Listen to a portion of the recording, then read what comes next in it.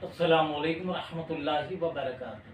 अस्सलातु वस्सलामु अलैका या रसूल अल्लाह, अस्सलातु वस्सलामु अलैका या नूर अल्लाह सल्लल्लाहु तआला अलैहि वसल्लम।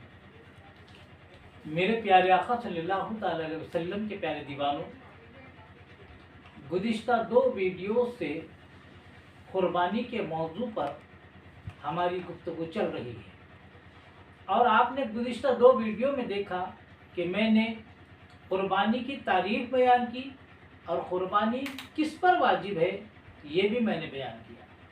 उसके साथ ही साथ गुज़िश्ता वीडियो में आपने देखा कि कुर्बानी का जो जानवर है वो कैसा होना चाहिए, जानवर किन नक़ाइस से पाक होना चाहिए, किन उयूब से पाक होना चाहिए और कौन सा जानवर कुर्बानी के लिए जायज़ है, कौन सा नाजायज़ है, ये आपने तफसील से मुलाहिज़ा फरमाया। अब आइए मेरे प्यारे आका सल्लल्लाहु के प्यारे जीवनों, आज की वीडियो में मैं ये बताऊंगी कि हम कुर्बानी तो देते हैं, कि बता रहा हूँ कि कुर्बानी तो हम देते हैं, लेकिन किन बातों का ख्याल ना रखने की वजह से हमारी कुर्बानी नहीं होती। मेरे प्यारे आका सल्लल्लाहु के प्यारे दीवानों, तो उलमा ने जो बयान फरमाया है कि किन चीज़ों का ख्याल ना रखने से कुर्बानी हमारी नहीं होती, वो मैं आपके सामने रख रहा हूँ।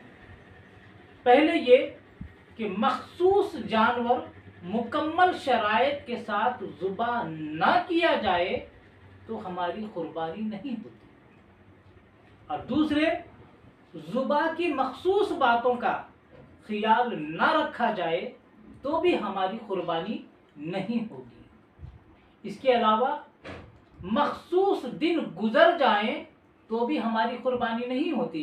इन मखसूस दिन से मुराद 10, 11 और 12 जिलहिज्जा है। तो 10, 11, 12 जिलहिज्जा 3 दिन कुर्बानी के हैं। 10 से पहले भी अगर कोई जानवर कुर्बानी करता है तो उसकी कुर्बानी नहीं होगी, और 12 जिलहिज्जा के बाद कोई करता है तो भी उसकी कुर्बानी नहीं होती। और इसके अलावा गाय, बैल, भैंस कि 2 साल उम्र होनी चाहिए कुर्बानी के लिए, और बकरा और बकरी के लिए 1 साल उम्र होनी चाहिए।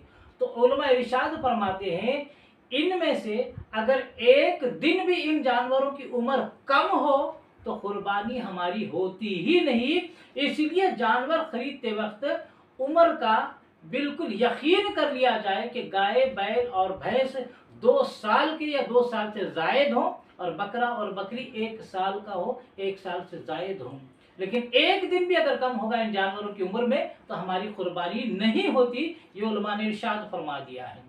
मेरे प्यारे आका सल्लल्लाहु अलैहि के प्यारे जीवन, और एक बात, जानवर ज़ुबा करते वक्त छुरी पर जितने लोग हाथ रखते हैं, चाहे एक आदमी ज़ुबा कर रहा हो या 2 या 3 या 4 या 5 या 6 या 7 हिस्से जो गाय, बैल और भैंस में होते हैं, तो अगर 7 लोग हो या 5 लोग, जितने भी लोग ज़ुबा में ज़ुबा छुरी पर हाथ रखते हैं तो उन सब का बिस्मिल्लाह अल्लाहु अकबर कहना शर्त है।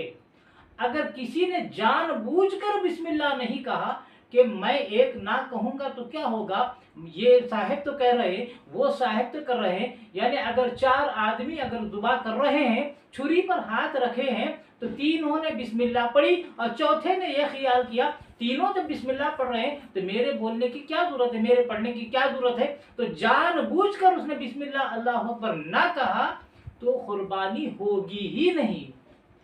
लेकिन अगर भूल गया है तो माफ है, उसमें कोई बात नहीं। लेकिन अमदन जानबूझकर जितने लोग छुरी पर हाथ रखते हैं उनमें से किसी एक ने भी अगर बिस्मिल्लाह अल्लाहु अकबर जानबूझकर ना कहा तो कुर्बानी नहीं होती। इसका खास ख्याल रखा जाए। मेरे प्यारे आका सल्लल्लाहु अलैहि के प्यारे दिनों, छुरी पर जितने लोग हाथ रखते हैं ज़ुबा के वक्त उनका पढ़ना बिस्मिल्लाह अल्लाहु अकबर शर्त है। ऐसा नहीं कि पैर पकड़ने वाले, गर्दन पकड़ने वाले, दुम पकड़ने वाले, इन पर जरूरी नहीं है बिस्मिल्लाह अल्लाहु अकबर करना, बल्कि ज़ुबा में जो शरीक होते हैं, छुरी पर जो हाथ रखते हैं, उनका बिस्मिल्लाह अल्लाहु अकबर कहना शर्त है। वरना एक ने भी अगर तर्क किया जानबूझकर तो भी हमारी कुर्बानी नहीं होगी। और मेरे प्यारे आका सल्लल्लाहु अलैहि के प्यारे जीवनों, आखिर में 2 बातें सबसे ज्यादा अहम बता रहा हूं जो हमें बेहद इसका ख्याल रखना है, जो आज के दौर में लोग इस पर तवज्जो नहीं देते।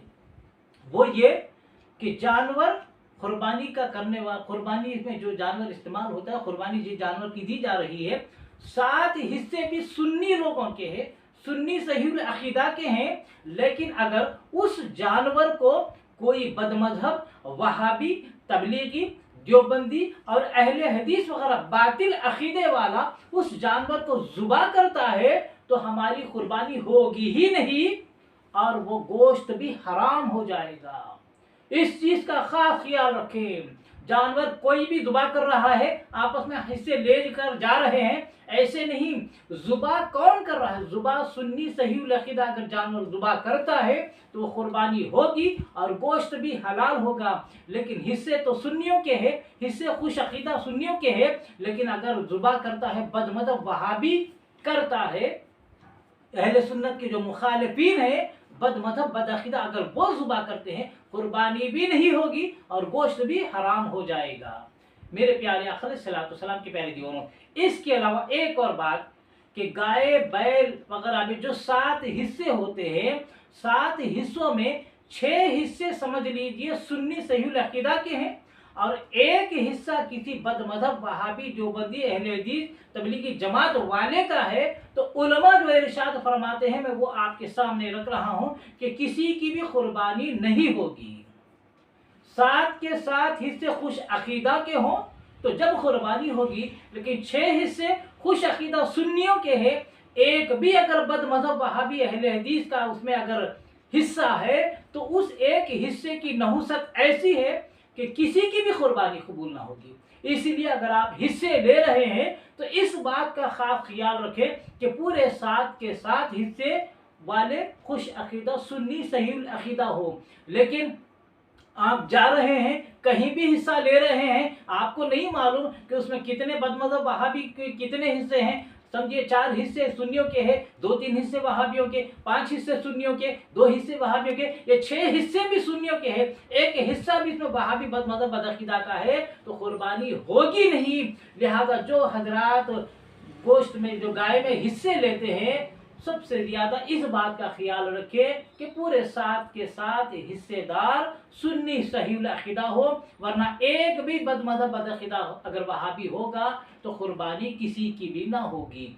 मेरे प्यारे आका सल्लल्लाहु अलैहि वसल्लम की प्यारे दीवानों, ये चंद बातें थी जो कुर्बानी के वक्त हमें ख्याल रखना चाहिए। इन बातों का ख्याल रखेंगे तो हमारी कुर्बानी होगी और इनमें से किसी चीज़ की भी अगर खिलाफ वर्जी करेंगे, जिन चीज़ों को नहीं करना है वो करेंगे, उसका ख्याल ना रखेंगे तो हमारी कुर्बानी नहीं होगी। आप तमाम हजरात से पुरखुलूस गुजारिश है कि मेरे चैनल मोहम्मद हफीज़ अहमद खान रज़वी को आप सब्सक्राइब करें, बेल आइकन को भी दबा लें और मेरे वीडियो से अगर आपके इल्म दीन में, ईमान अकीदे में मजबूती पैदा हो रही है और आप समझते हैं कि ऐसी वीडियो शेयर करना, इसको ज़्यादा से ज़्यादा फैलाना आज के दौर की ज़रूरत है, तो मेरे वीडियोस को लाइक करने के अलावा ज़्यादा से ज़्यादा शेयर करें और कमेंट्स के जरिए अपनी राय का इजहार करना ना भूलें। अल्लाह तबारक व तआला से दुआ है कि अल्लाह तबारक व तआला हमें इश्क़ रसूल में जीने और मरने की तौफीक अता फरमाए, रसूल आज़म सल्लल्लाहु अलैहि वसल्लम की सच्ची मोहब्बत नसीब फरमाए और हमें जानवर जो कुर्बानी देते हैं, भरपूर शराइत को मद्देनजर रखते हुए कुर्बानी करने की तौफीक अता फरमाए, खातिमा फरमाए, तो ईमान पर खातिमा अता फरमाए। वमा अलैना इल्लल बलागुल मुबीन। अस्सलामु अलैकुम रहमतुल्लाहि व बरकातहू।